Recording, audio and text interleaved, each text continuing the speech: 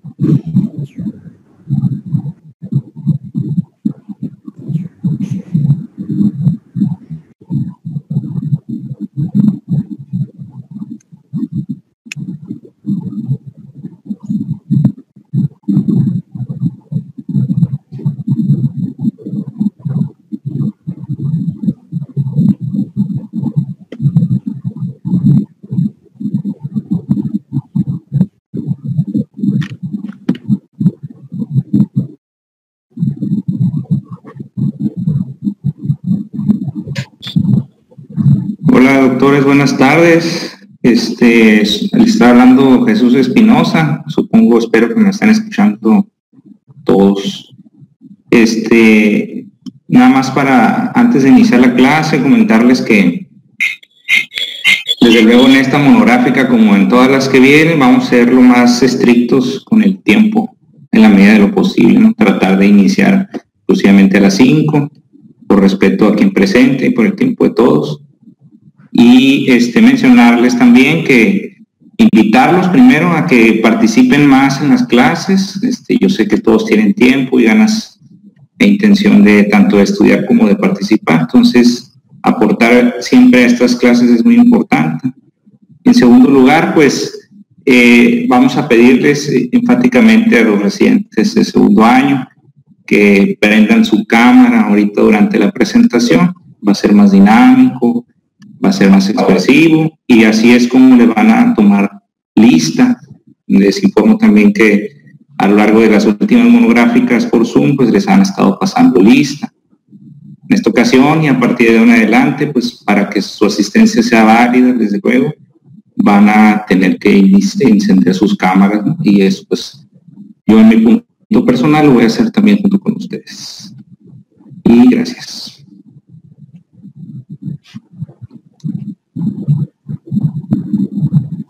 Sí me escucho, ¿no? ¿Se escucha?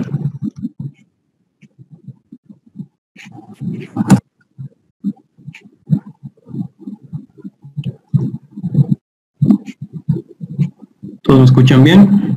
Para ya empezar.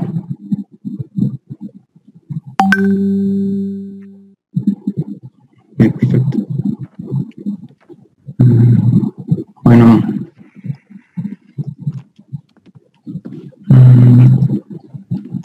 Buenas tardes, mi nombre es Eduardo Ramírez Enríquez, soy residente de segundo año de medicina interna y la clase del día de hoy es hipertensión arterial sistémica. La clase la divido de la siguiente forma. Primero hablaremos un poco de las generalidades, donde incluimos la historia de la hipertensión, cómo se define y cómo se clasifica actualmente y qué epidemiología está reportada a nivel nacional y a nivel mundial. Cuáles son los factores de riesgo para adquirir la enfermedad, y hablaremos sobre la fisiología y la fisiopatología de la regulación de la tensión arterial. Cuáles son los métodos diagnósticos que tenemos a la mano para encontrar la enfermedad, y también hablaremos sobre el tratamiento y las metas terapéuticas para cada uno de los pacientes. Al final abordamos algunas situaciones especiales como hipertensión resistente, hipertensión refractaria y las crisis hipertensivas. ¿Qué es lo que se sabe de la historia de la hipertensión? Lo más antiguo data de 2600 a.C., es un libro chino. Ellos encuentran una relación entre la fuerza del pulso y la presencia de muerte .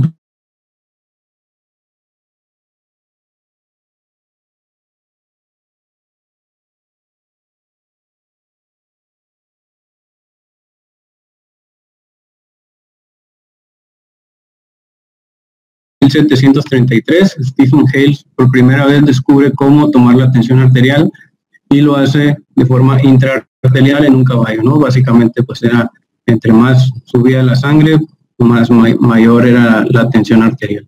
Sí, lo que hizo implementar en algo que se aceptó. Entonces, más de 100 años después, Rivarocci, un médico italiano, crea el primer esfingomanómetro. Lo lanza como método diagnóstico, sin embargo, pues no se acepta porque no hay una técnica universal de cómo tomar la tensión arterial, y otra es que no hay cifras de referencia para considerar al paciente enfermo o no enfermo.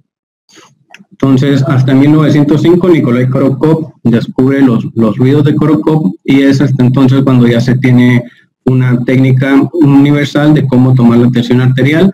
Y el primer estudio de hipertensión arterial se realiza en 1925, donde ellos encuentran que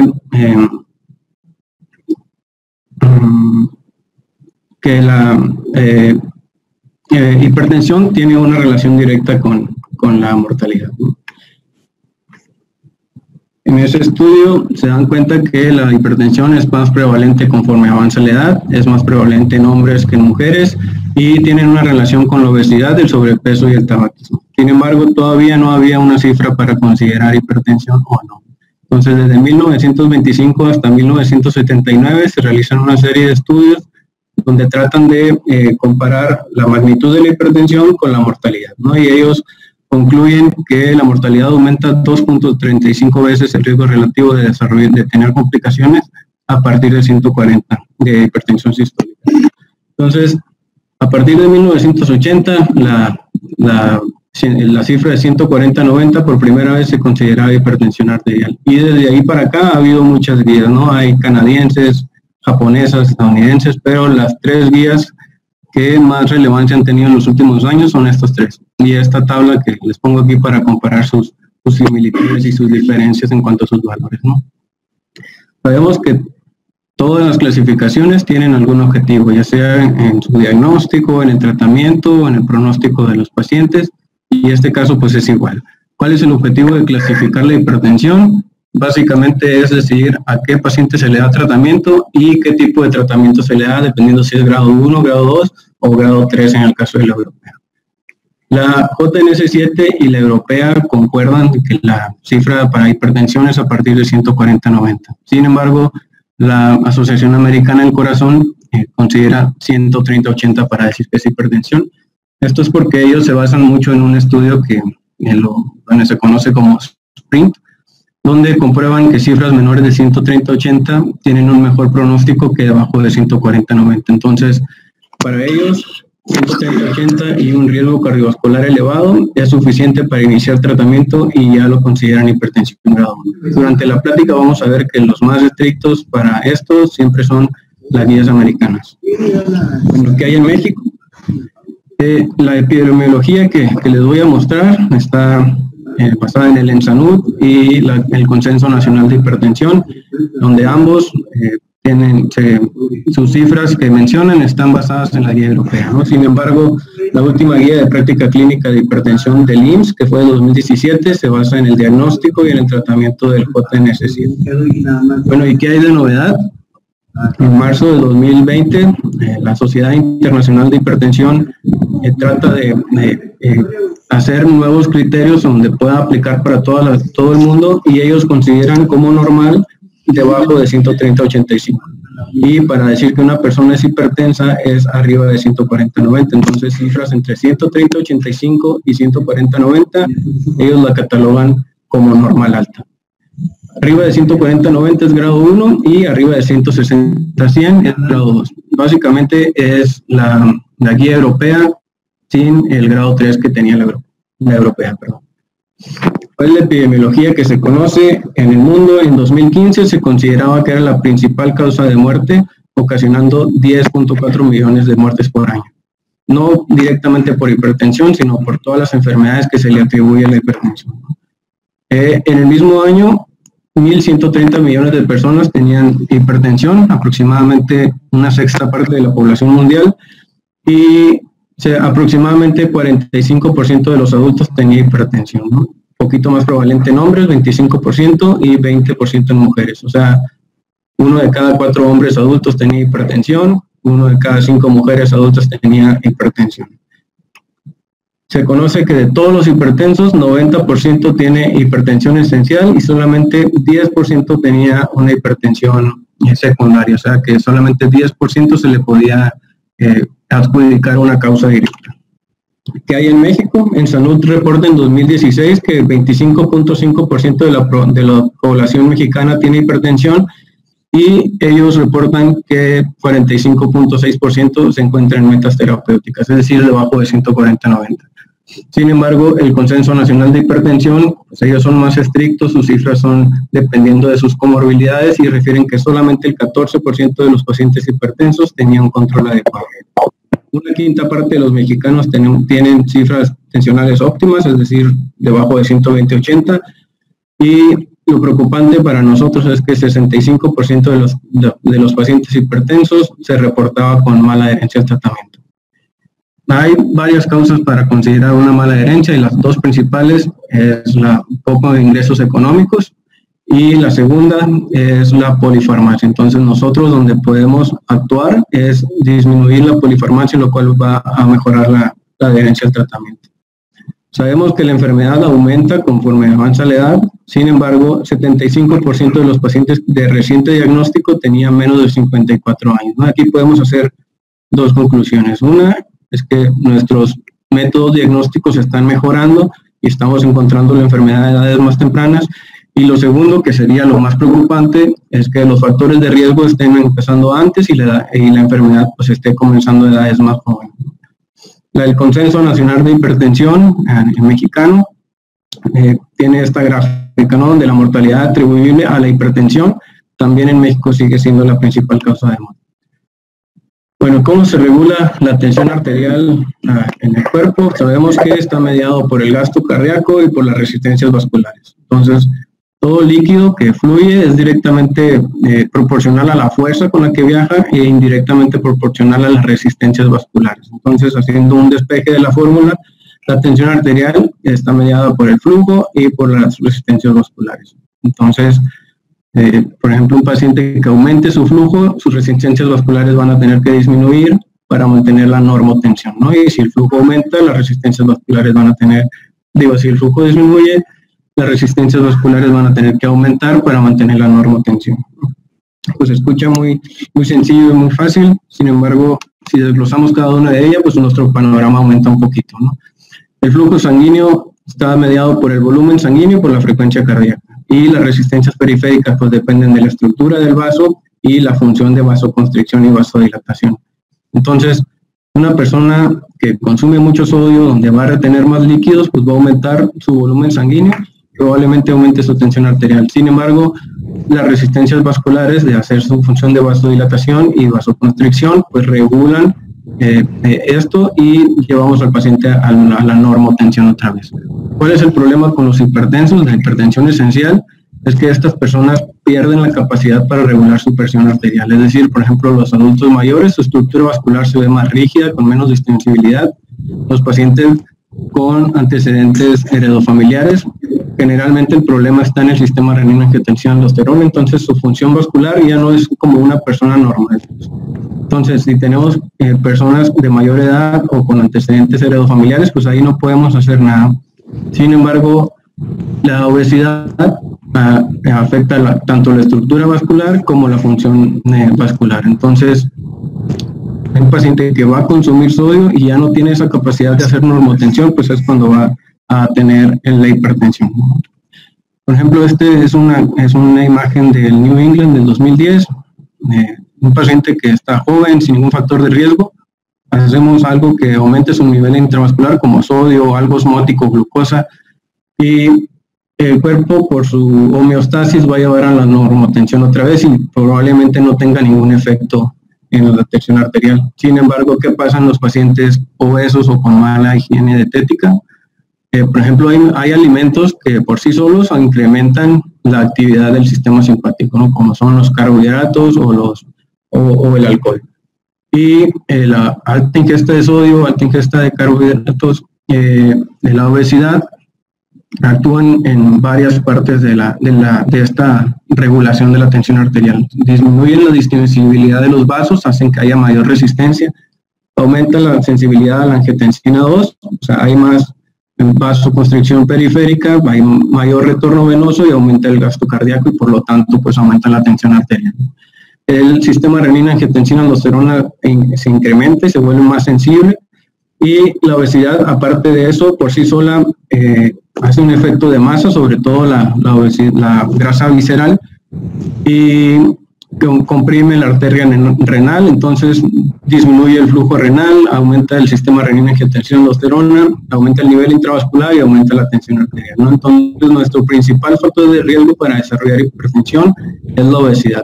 Sin embargo, hay otro factor de riesgo muy importante, que es la genética, ¿no?, que generalmente el problema está en el sistema renina-angiotensina-aldosterona y en ese pues no podemos hacer nada, solamente identificar qué pacientes tienen este factor de riesgo.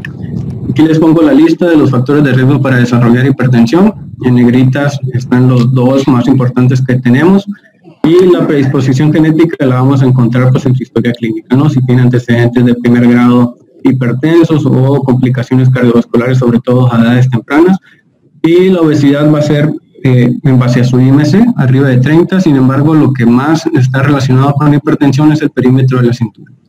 Arriba de 102 centímetros en los hombres, arriba de 88 centímetros en las mujeres, nos orientan a que el paciente tiene obesidad, y la obesidad por sí sola tiene 2.7 veces más probabilidad de desarrollar hipertensión que una persona no obesa.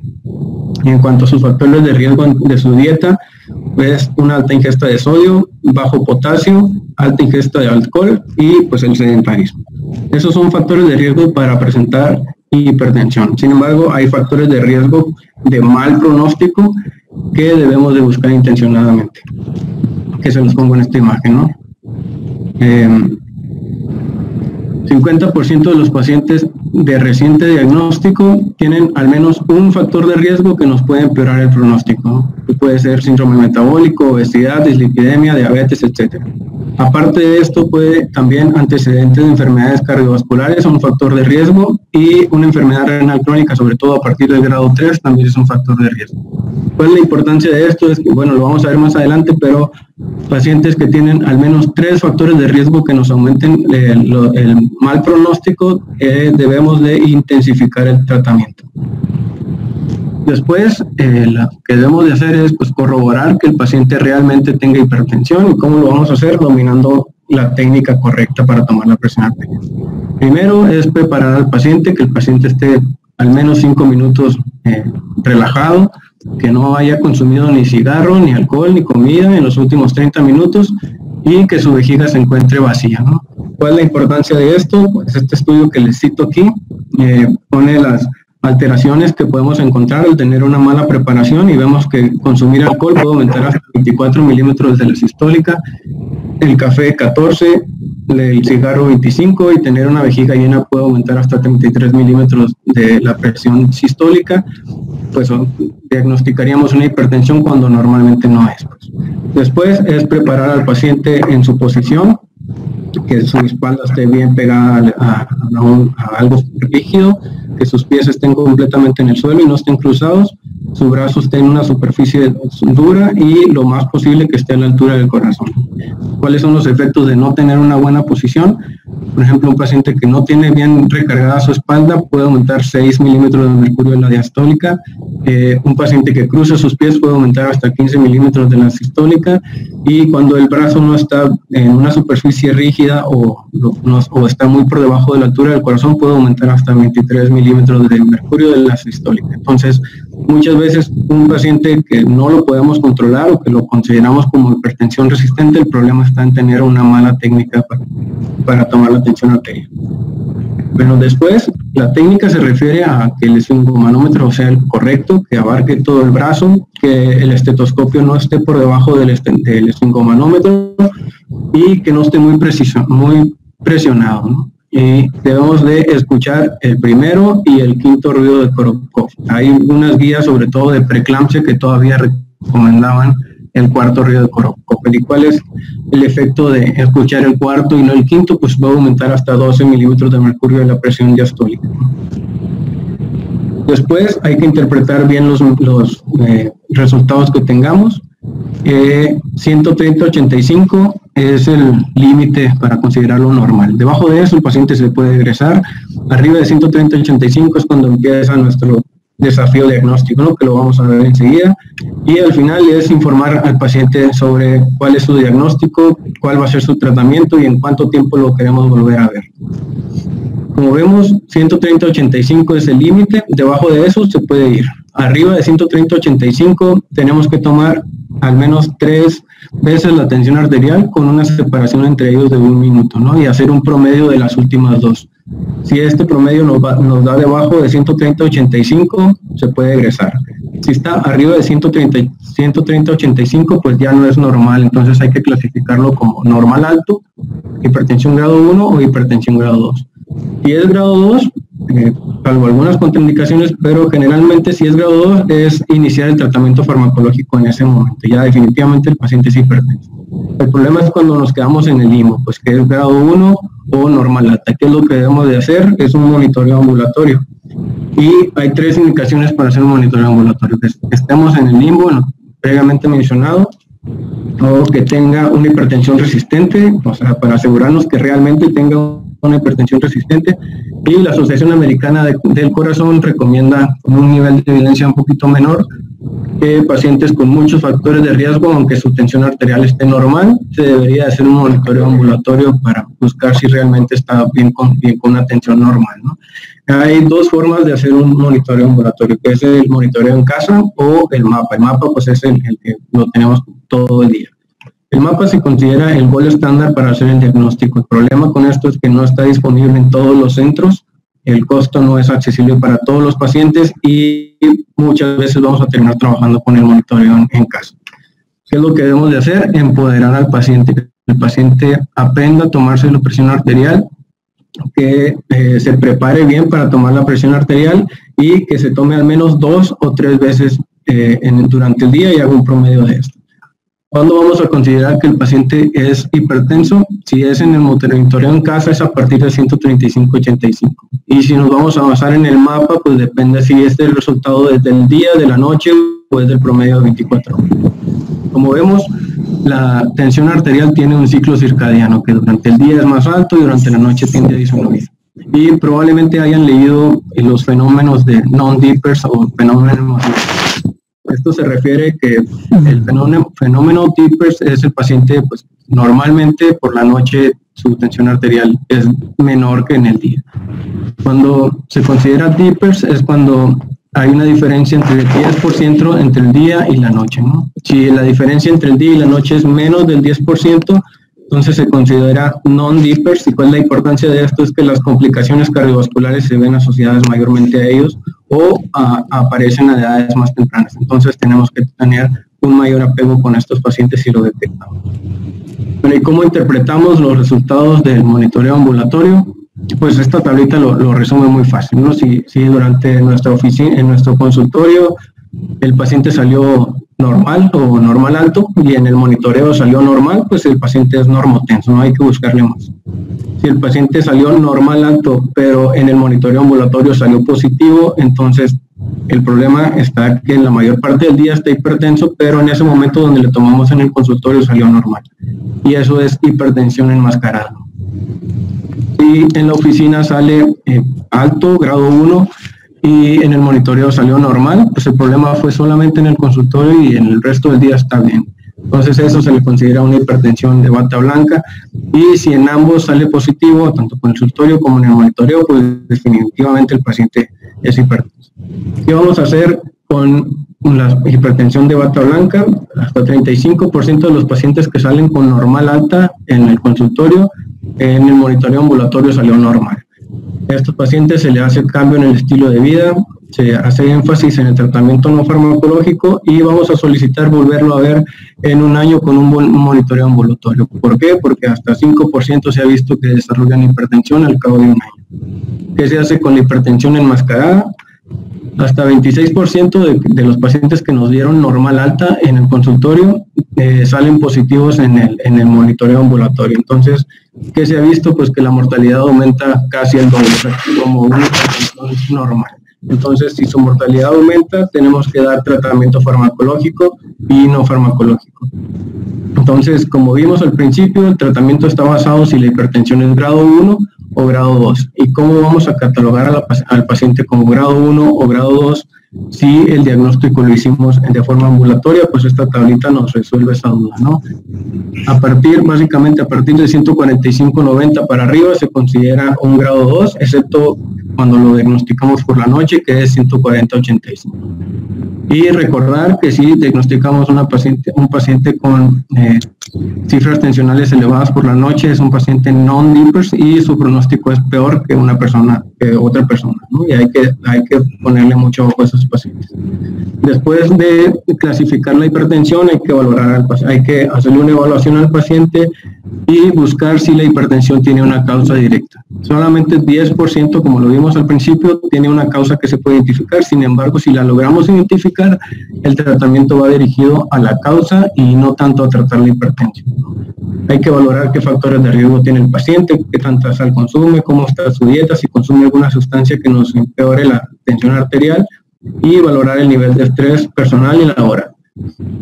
Después de esto es buscar si el paciente tiene un factor de riesgo asociado que nos empeore el pronóstico y buscar un daño orgánico agudo, ¿no? Entonces estos dos se los pongo subrayado porque va a ser primero clasificar la hipertensión y después en cuanto a los factores de riesgo y si tiene o no un daño orgánico vamos a catalogar al paciente como bajo riesgo, moderado riesgo y alto riesgo para darle tratamiento, ¿no? Que lo vamos a ver ahorita.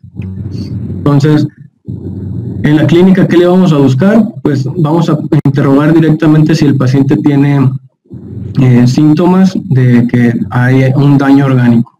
Por ejemplo, a nivel del sistema nervioso, buscar alguna alteración en el estado de conciencia, que tenga cefalea intensa, convulsiones, tenga una focalización. Después, hacer un fondo de ojo. Esto es de rutina para todos, porque se ha visto que hasta 10% de los pacientes de reciente diagnóstico tienen una alteración a nivel del fondo de ojo. Entonces, probablemente sea más, sin embargo, se nos pasa muchas veces hacer el fondo de ojo y es algo que debe ser de rutina para todos. En lo cardiovascular es interrogar si tiene signos o síntomas de isquemia miocárdica o de insuficiencia cardíaca y buscar signos físicos que nos orienten a insuficiencia cardíaca, ¿no? Como ingurgitación yugular, crépitos basales o edema periférico. Preguntar sobre oliguria, orina espumosa, algo que nos oriente a proteinuria o que el paciente tiene alguna alteración a nivel renal. En los síntomas generales, preguntar sobre cansancio diurno, debilidad muscular, somnolencia excesiva, porque esto nos orientaría a que el paciente tiene una apnea del sueño, ¿no? Que lo vamos a ver después en hipertensión secundaria, pero apnea del sueño es una causa muy importante de ella. Si lo consideramos necesario, hay que medir cuello, cintura y cadera para buscar sobrepeso y obesidad, ¿no? Después, en los paraclínicos, el objetivo es el mismo, buscar si el paciente tiene un daño orgánico. En cuanto al cerebro, vamos a solicitar una tomografía si clínicamente nos orienta a que hay un daño, ¿no? Isquémico o hemorrágico. En el corazón se realiza de rutina un electrocardiograma donde podemos ver isquemia, hipertrofias, bloqueos, arritmias o algo que nos oriente a que hay un problema cardíaco y valorar si es necesario hacer un ecocardiograma. No es de rutina el ecocardiograma, pero el electrocardiograma sí.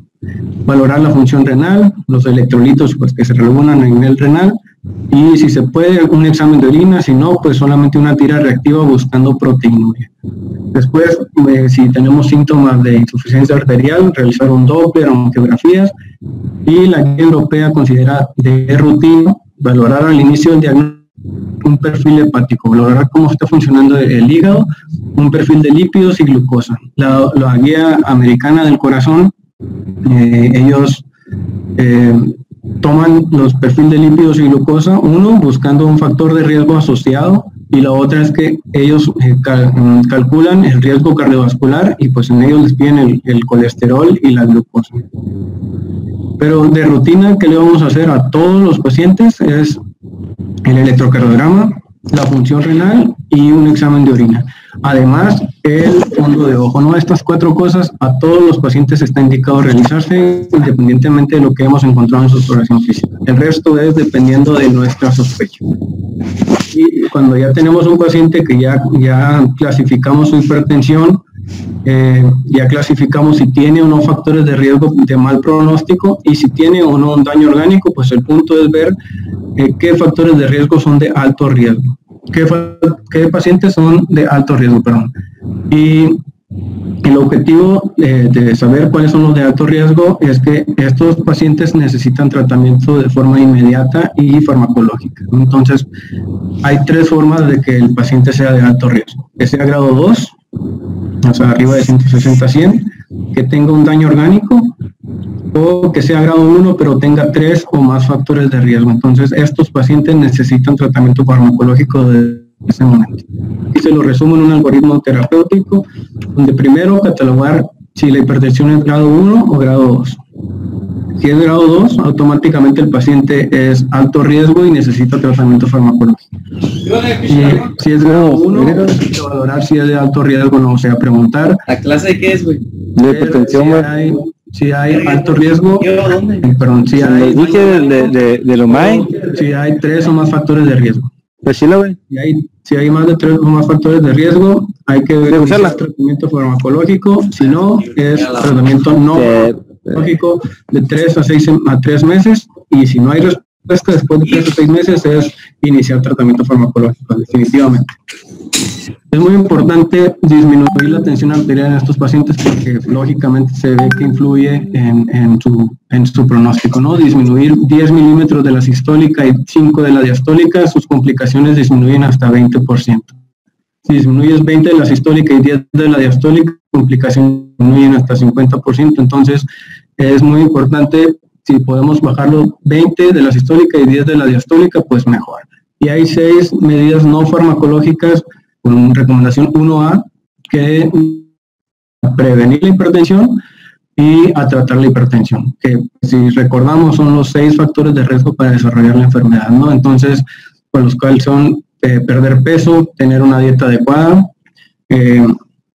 bajarle sodio, aumentar el potasio, tener más actividad física y disminuir la cantidad de alcohol. Entonces, primero hablaremos sobre la dieta, y la dieta es conocida como DASH, que es Diet Approaches to Stop Hypertension, que es la dieta enfocada en detener la hipertensión, y hay una lista muy grande de alimentos que están recomendados y que están contraindicados. Sin embargo, pues difícilmente los vamos a recordar, ¿no? Pero debemos de recordar que cuál es nuestro objetivo con la dieta. Es bajo sodio, alto potasio, disminuir las grasas y disminuir las proteínas de origen animal. Entonces, ¿qué recomendaciones les vamos a dar a los pacientes? Comer más frutas y verduras, sobre todo que tengan más potasio y menos sodio, granos, consumir más granos enteros, si vamos a consumir lácteos, pues que sean bajos en grasas, y si vamos a consumir carnes, que sea pollo y pescado, y disminuir las carnes rojas. Recomendar que las bebidas sean sin azúcar, la mayor parte de ellas. ¿Y cuánto tiempo se ha visto que tiene un efecto solamente la dieta? Que el estudio Premier, que es el que les cito aquí, refiere que de 3 a 6 meses con dieta es cuando se ven los beneficios. ¿Cuáles son los beneficios? Pues puede disminuir en promedio hasta 11 milímetros de mercurio de la sistólica en un paciente enfermo y 3 milímetros en un paciente sano. Les digo, difícilmente vamos a recordar los alimentos que sí se pueden y no se pueden comer. Sin embargo, podemos darle estas 6 recomendaciones a los pacientes que los pueden ayudar, ¿no? Que es comer más comida fresca, que comida caliente, no agregar ni sal ni condimentos, no repetir porciones, evitar comida rápida, ir a restaurantes y disminuir las bebidas endulzadas. Pero la principal recomendación que le debemos de dar a estos pacientes es que acudan con alguien en nutrición, ¿no? Que los oriente exactamente sobre lo que deben de comer y no deben de comer, los motiven a llevar un buen seguimiento y sobre todo les den vigilancia a ellos. En cuanto a la actividad física, se recomienda 30 minutos al día durante al menos 3 días para la semana, y la clave aquí es que sea de moderada intensidad. ¿Qué es moderada intensidad? Pues la Asociación Americana del Corazón tiene esta tablita donde ellos consideran moderada intensidad andar en bicicleta, bailar, hacer yoga o nadar, ¿no? Y si el paciente va a preferir caminar, pues debemos de hacer énfasis en el paciente tiene que caminar más rápido de lo que normalmente camina, porque caminar como normalmente lo hace se considera una intensidad leve. Se recomienda que la mayor parte del ejercicio sea aeróbico y disminuir los ejercicios de resistencia porque pueden aumentar la tensión arterial. ¿Y cuál es el efecto que se tiene en los hipertensos? Disminuye de 5 a 8 milímetros de la presión arterial sistólica.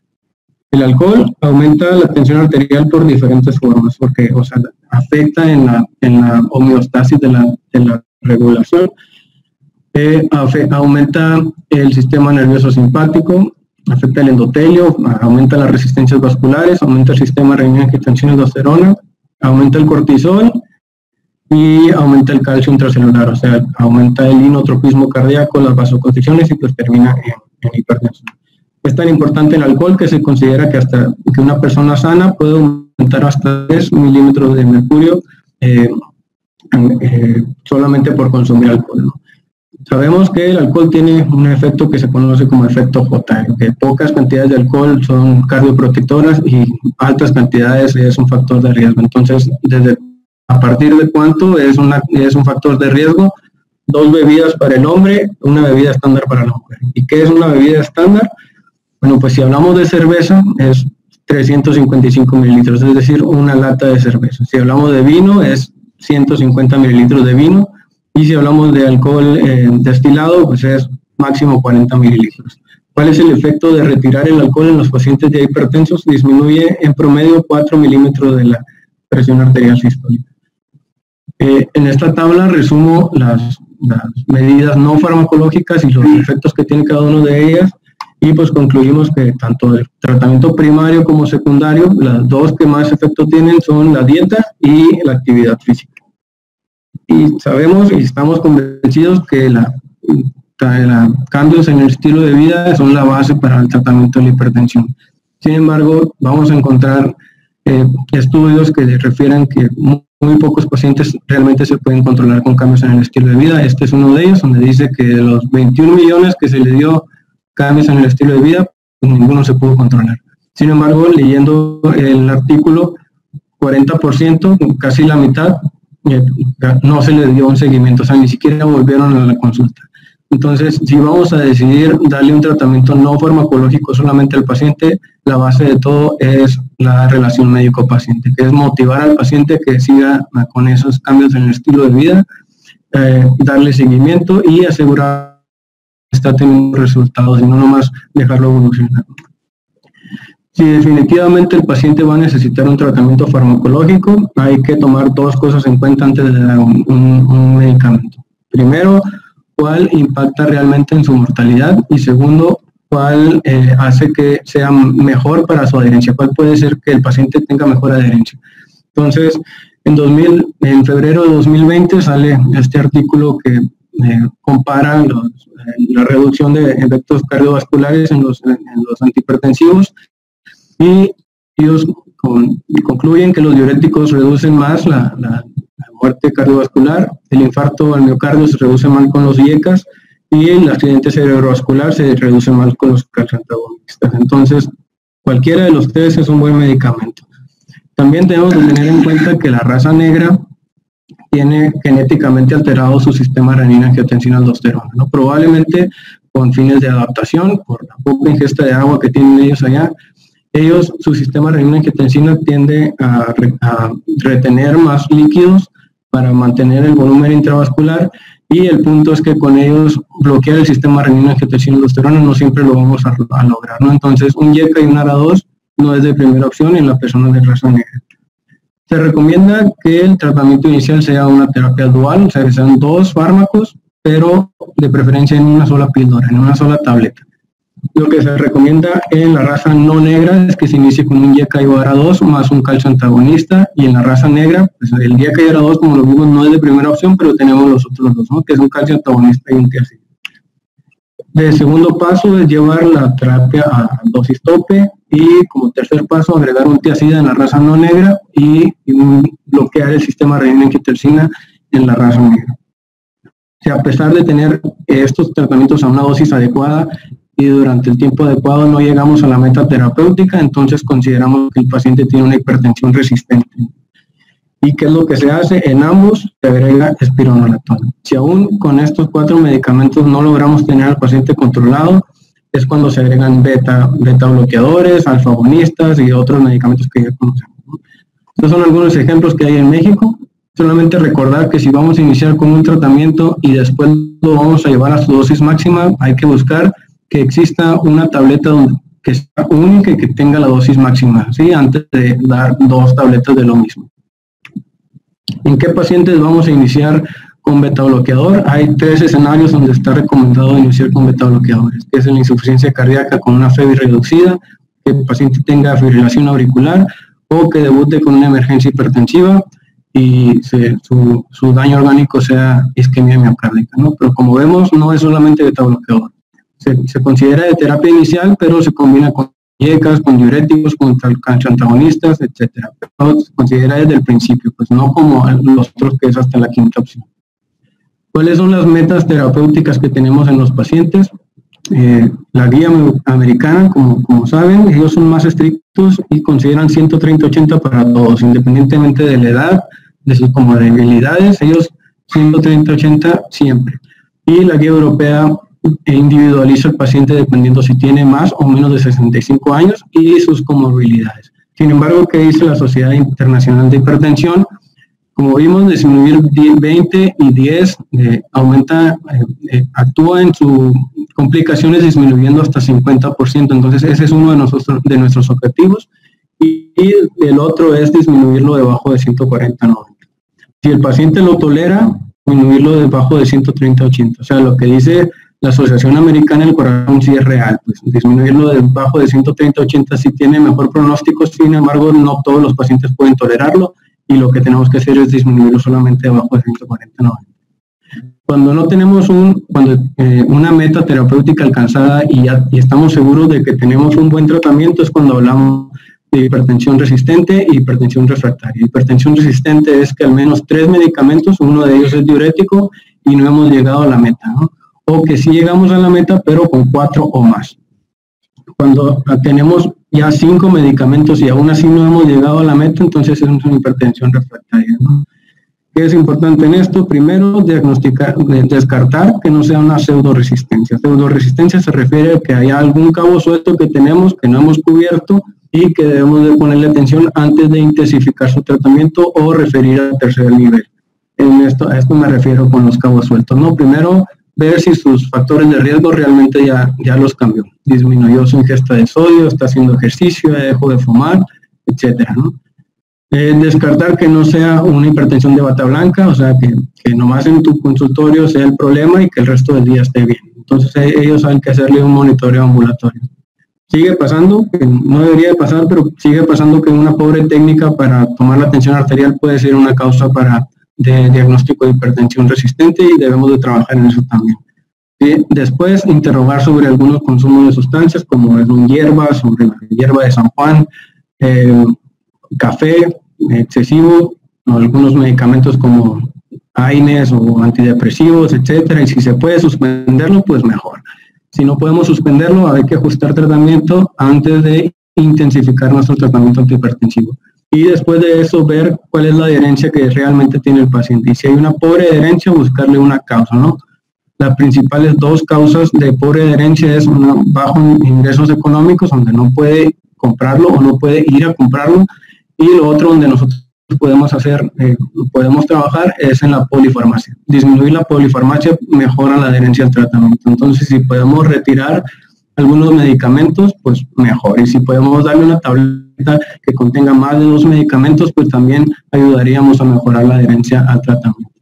Si ya descartamos todos estos y definitivamente el paciente tiene hipertensión resistente, hipertensión refractaria, lo que sigue es buscar una causa secundaria, ¿no? Hipertensión secundaria es un tema que vamos a ver más adelante. No voy a tratar de invadirlo lo menos posible, solamente voy a mencionar en qué pacientes vamos a buscar una hipertensión secundaria, que es una hipertensión resistente y refractaria, hipertensión que sea de inicio abrupto, o sea que previamente estaba muy bien controlado y ahorita se descontroló.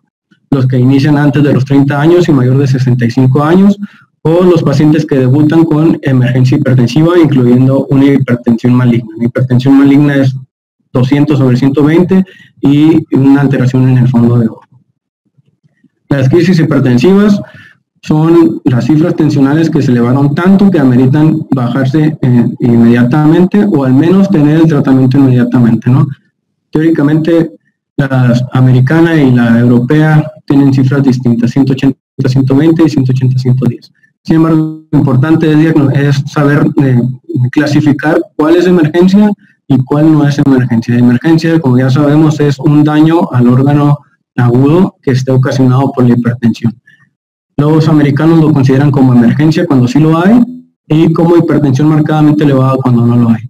Y la guía europea como emergencia y como emergencia. ¿Qué dice la nueva guía de la Sociedad de Hipertensión Internacional de Hipertensión? Ellos concuerdan con la guía del 2017, tanto en sus cifras como en la nomenclatura. ¿Qué se sabe de ellos? Pues el pronóstico es muy malo. 79% de estos pacientes mueren al cabo de un año y su supervivencia tiende a ser entre 10.4 meses en promedio, ¿no?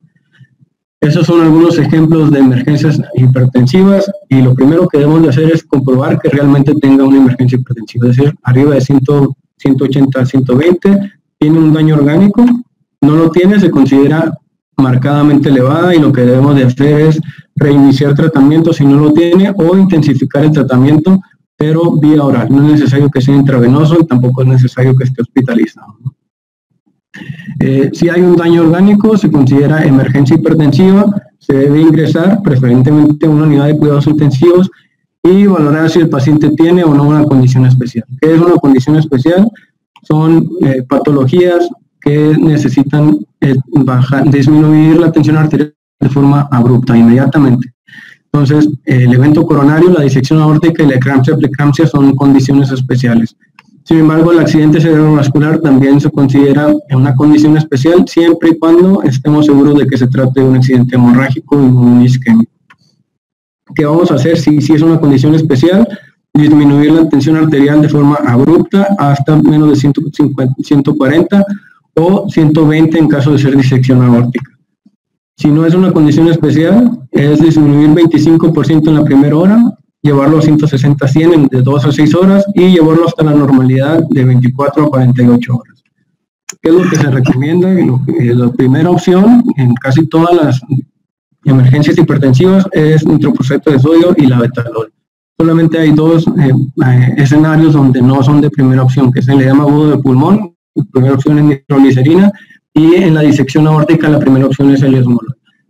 Además de tener una cifra debajo de 120 en la disección aórtica, también tenemos que tener la frecuencia cardíaca debajo de 60. Entonces, un beta bloqueador es una buena opción, es la primera opción. ¿Qué es lo que tenemos en el IMSS más a la mano? En el instituto, pues es la nitroglicerina y el esmolol, ¿no? De estos dos, el que es más fácil de manejar es la nitroglicerina porque no necesita una dosis de bolo y no necesita tener un ajuste ponderal, ¿no? Entonces, teóricamente, todas las infusiones se comienzan con 3 mililitros por hora y llevando un máximo de 12 mililitros por hora.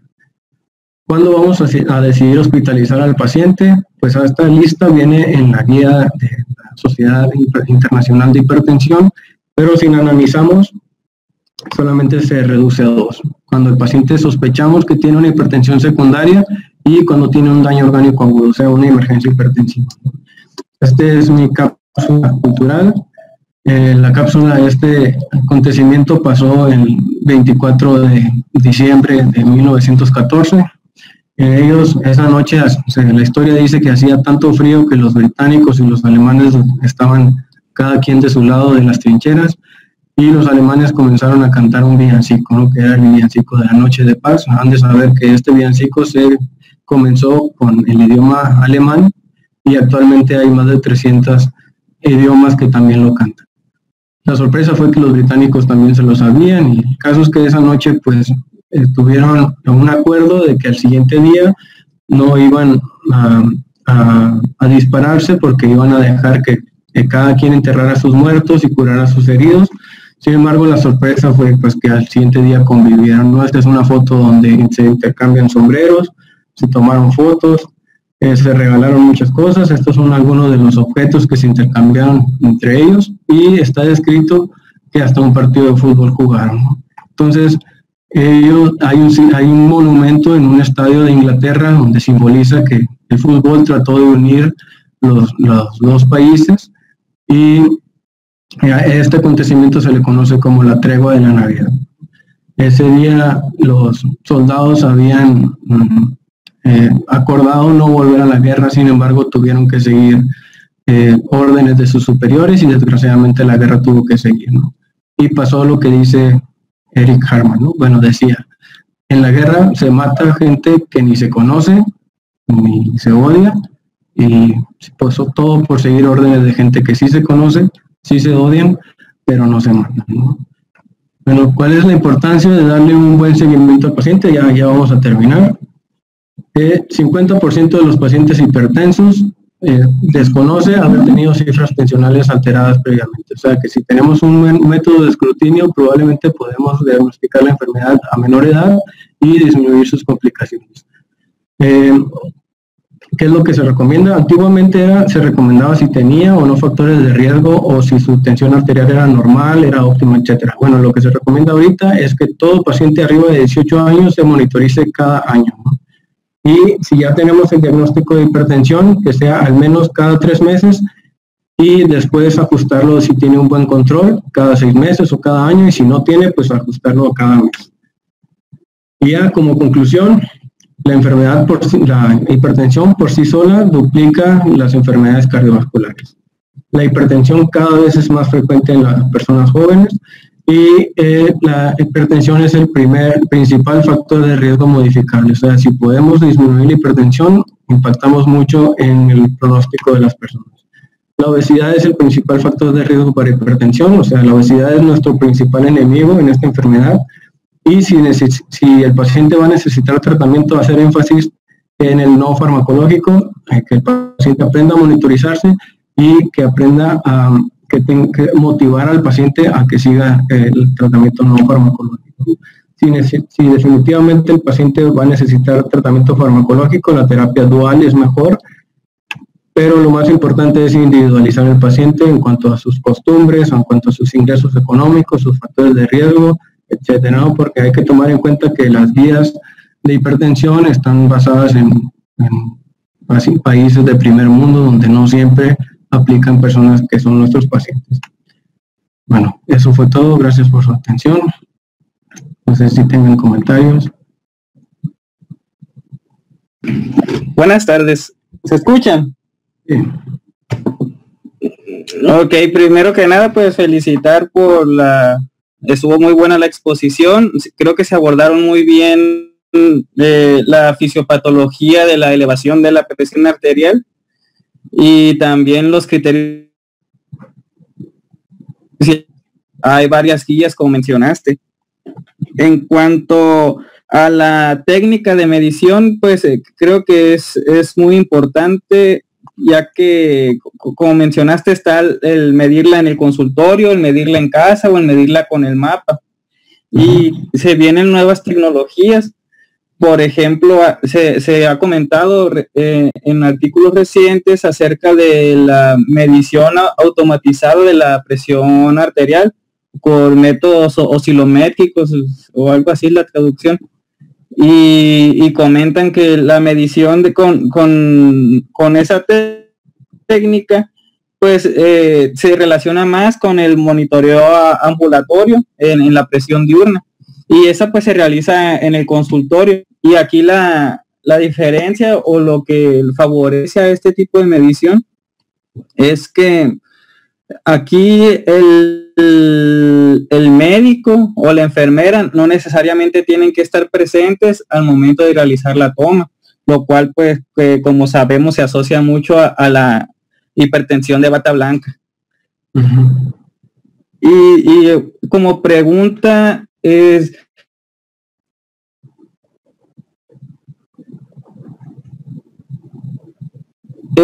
ya todos recomiendan iniciar.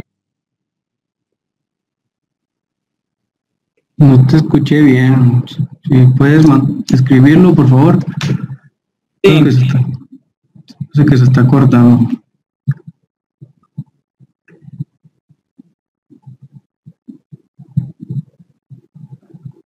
¿Alguien más, doctores, que tenga alguna participación o quiera mencionar algo? El doctor Murillo tiene una manita levantada y no sé si vaya a comentar algo. Sí, ¿se escucha? ¿Aquí? Sí. Bueno. Pues igual querido, felicidades por la plática, me gustó mucho. Más que duda es una pequeña aportación, sobre todo por lo que comentaste de los factores de riesgo, y cómo estos factores aumentan pues el riesgo de sufrir complicaciones cardiovasculares. Acerca del cálculo del riesgo cardiovascular total, existe una tabla, por decirlo de alguna manera, que fue el resultado de un estudio que salió en el 2015 en The Lancet. En ese artículo formaron parte población mexicana y está avalada por el Salvador Subirán para el uso de la determinación del riesgo cardiovascular en la población mexicana. Se llama GloboRisk. Lo pueden encontrar en internet y me parece muy importante esto del cálculo del riesgo cardiovascular, porque pues sí es cierto, la hipertensión pues es el de los factores principales, pero hay otros que muchas veces no tomamos en cuenta, como es la edad del paciente, el sexo, la exposición a tabaquismo, el perfil lipídico, y muchas veces tomando en cuenta todos estos riesgos, nos cambia hasta cierto punto el manejo del paciente. A lo mejor no en el tratamiento antihipertensivo, pero sí en el tratamiento, por ejemplo, con estatinas, con antiagregantes plaquetarios, etcétera. Igual si alguien tiene la inquietud o la necesidad, pues está esa tabla. Realmente es muy fácil de utilizar y creo que nos puede ayudar mucho para el tratamiento integral del paciente. Igual ahorita les pongo el nombre de la tabla en el grupo y a lo mejor una imagen para que le interese. Y muchas gracias. Sí, los que toman más en cuenta el factor de riesgo cardiovascular son los americanos y sí, ellos toman decisiones en base al porcentaje de riesgo cardiovascular para dar aspirina y esos tratamientos que mencionan, ¿no? Pero esos lo mencionan más la Asociación Americana del Corazón. Pero sí es un buen aporte. Iribe pregunta que si hay una indicación para dar una monoterapia, y sí, es pacientes que tienen pues son de edad mayor o que su hipertensión es grado 1, probablemente en ellos podamos tener una monoterapia, ¿no? Y tendríamos buenos resultados. Sin embargo, como siempre hay que dar lo que mejor va a tener adherencia a su tratamiento, ¿no? Pero sí hay indicaciones donde sí se puede dar solamente un tratamiento.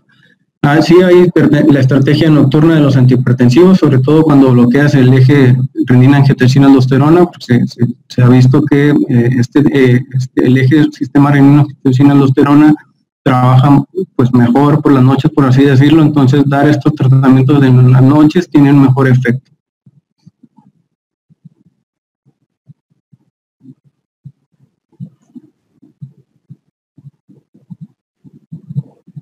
La doctora Soto dice que tiene un comentario.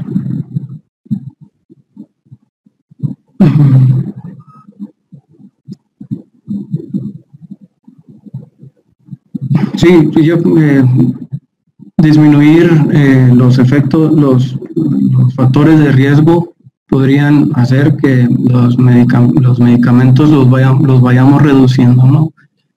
Sin embargo, pues muchas veces el problema es la edad o la genética, donde estos factores no los vamos a poder alterar y pues necesariamente vamos a tener que tener medicamentos para controlarlos. Sí, pues como comentaba, ¿no? No sé si me estoy escuchando. Sí, se escucha, doctor. Pero para complementar esa parte, como comenta el doctor y doctor Murillo, no todos los baumanómetros nos van a funcionar para la toma de tensión arterial. Es importante que tengan métodos oscilométricos. ¿A qué se refiere? Es una tecnología que tienen los baumanómetros más nuevos y de buena calidad, que nos ayuda a tener una determinación más exacta de la tensión arterial. Desde el 2012 y en la última guía que salió este año, te da una liga para todos los baumanómetros que están aprobados para ya sea la toma de tensión arterial en casa o en su consultorio. Yo creo que es bueno revisarlo porque si nos hemos dado cuenta, pues lo que hay aquí son los de muñeca casi todos y la calidad del baumanómetro pues da mucho a desear.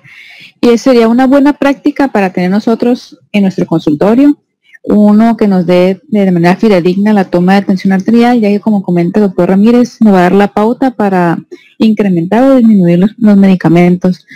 Y como ya me mencionó muy bien en su clase, la importancia de las tabletas con múltiples medicamentos para evitar la polipíldora que le llaman, para adquirir una mejor adherencia en los pacientes.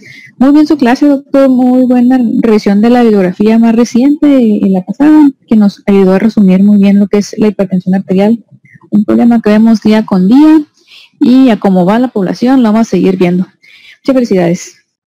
Gracias. Daniel Reina dice que tiene 2 dudas, no sé si las va a mencionar. ¿Qué onda, Ramírez? ¿Me escuchas? Sí.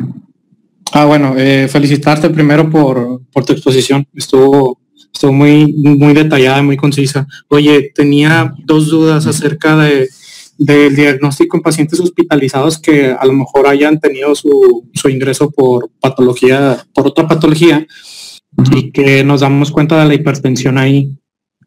¿Qué es lo recomendable? suponer que esa hipertensión ya es crónica, no sé, un paciente, no sé, de 60 años, que de repente te dice enfermería de la hipertensión y pues no se conocía con la hipertensión, suponer que ya es crónica e iniciar el tratamiento dual, o hacer a lo mejor el diagnóstico pues después de la hospitalización, porque pues si bien ya es un paciente a lo mejor de 60, 70 años, pudiera ahí repercutir también la posición a la toma de la presión arterial. No sé qué se haga en esos casos. Lo ideal, yo creo, es asegurarnos que realmente tenga hipertensión, o asegurarnos que la toma de la tensión arterial sea la adecuada, y si consideramos que el paciente tiene muchos factores de riesgo o la tensión arterial sí está suficientemente elevada, pues ya hay que iniciar tratamiento en ese momento, ¿no? Si no está tan elevada o no tienen pues una indicación para iniciar tratamiento, pues le podríamos dar seguimiento, ¿no? Igual como lo encontramos en la consulta. Perfecto. Y la otra duda era acerca de los pacientes, hablamos de los dippers, de los no dippers, acerca de los risers, los que aumenta la TA durante las noches. ¿Se seguiría el mismo tipo de tratamiento para todos los demás pacientes o hay...? Pues sinceramente yo no leí que el tratamiento tuviera que ser diferente. Lo que sí es que el monitoreo debe de ser más énfasis sobre todo en eso que mencionas, ¿no? Que los consideran como dippers inversos, donde por la noche está más elevada que por el día, entonces esos pacientes tienen más riesgo de complicaciones y hay que darle más seguimiento. Pero no leí si el tratamiento debe de ser diferente en ellos. Bueno, perfecto. Muchísimas gracias y muchas felicidades, Ramírez. Gracias.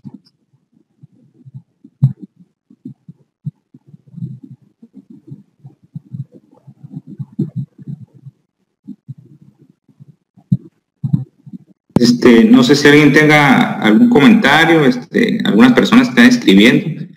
No sé si quieren usar el audio para hacer más breve el tiempo necesario para exponer su información. O alguien más que tenga alguna otra pregunta, un comentario.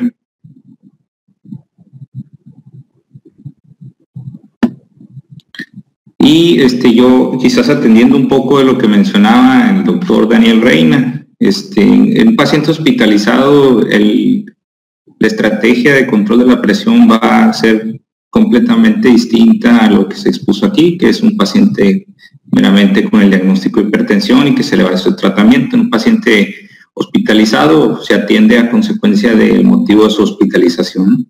Si tu paciente tiene un EBC isquémico hemorrágico, tiene cirrosis, tiene insuficiencia cardíaca, pues la meta de TA y el inicio de tratamiento va a ser destinado a esa causa de hospitalización. Y naturalmente, si el paciente crees tú que necesita atención posterior a la hospitalización, ajuste y un diagnóstico adecuado, para eso el seguimiento. Por eso cuando ustedes hacen una alta, es bien importante establecer los motivos por los que se inicia o retiran algunos fármacos durante la hospitalización.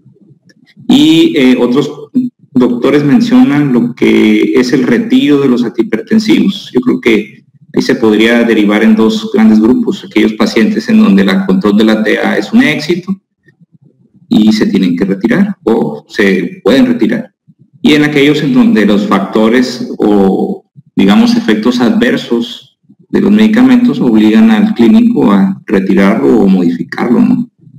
Condiciones como pacientes con cirrosis, pacientes con enfermedad renal crónica que requieren ciertos ajustes a ciertos fármacos. Yo creo que ahí va destinada esa evaluación, ¿no? Y nada más mencionarles, doctores, recordar que un paciente meramente hipertenso, pues sí existen, pero la gigantesca mayoría de los pacientes van a ser comórbidos, aunados, ¿no? Pacientes sobre todo con diabetes, con enfermedad renal crónica, con insuficiencia cardíaca. Por ejemplo, pacientes que tengan diabetes, hay ciertas dudas que se han establecido, como por ejemplo el uso de los beta bloqueadores o el uso de los diuréticos tiacídicos, como que entra la duda en si iniciarlo o no iniciarlo, por el riesgo primero de enmascarar síntomas de hipoglicemia, segundo por aumentar las cifras de glucosa en caso de las tiacidas, ¿no? Y en pacientes con enfermedad renal crónica, recordar que la estrategia ahí sí tienen proteinuria, no tienen proteinuria, y si el paciente tiene edema, ahí también quizás los fármacos de elección modificarían nuestra estrategia, ¿no? Y ya como último comentario, comentarles nada más lo que anda en boga sobre el COVID, que pues hay ciertas consideraciones, y han salido guías destinadas al manejo antihipertensivo en estos pacientes y con enfermedad renal crónica o desarrollo de lesión renal aguda. Y hubo una gran controversia sobre el uso del IECA y los ARA2 en estos pacientes, ¿no? Y recordar que las recomendación actual en este momento es no suspender esos medicamentos, ¿no? A pesar de que existe la hipótesis de que pudiera exacerbar una presentación más grave de COVID, no hay recomendación alguna al momento de suspender estos medicamentos. Al contrario, hay estudios que se hicieron en Italia y en Nueva York que dicen que hasta se mueren más si se los quitan. Entonces, nada más, ese era lo que quería comentarles. Muchas gracias. Si alguien tenga otro comentario que hacer.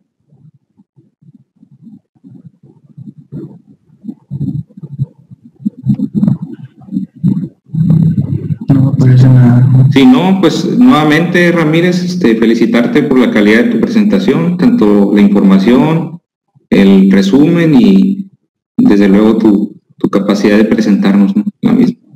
Y felicidades, y yo creo que podemos dar por terminada la clase. Gracias a todos.